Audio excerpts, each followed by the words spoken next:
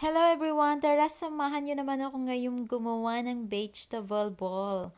Ayan guys, masarap to at sure na magugustuhan nyo. Yung lahat ng ingredients nito, ilalagay ko naman sa description ng video na to.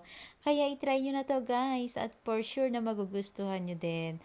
Ayan, nilagay ko lang lahat dyan yung ingredients. Then, after nito, imimix together ko.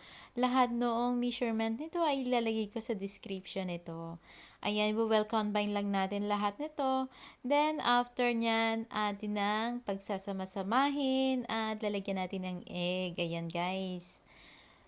Kailangan stay lang muna natin siya para yung lasa talaga ng ating ingredients ay well combine dun sa vegetable. Then, ayan guys, pag mainit na yung mantika natin, saka natin ilagay para maganda yung pagkakaluto natin.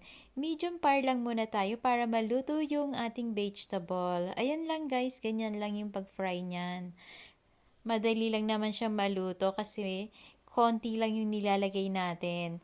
Pero kailangan yung magki-crispy yung labas and yung loob niya ay maluluto guys. Thank you for watching my videos at pag nagustuhan nyo guys, paki-follow and share na rin po. And subscribe my channel guys. Thank you for watching.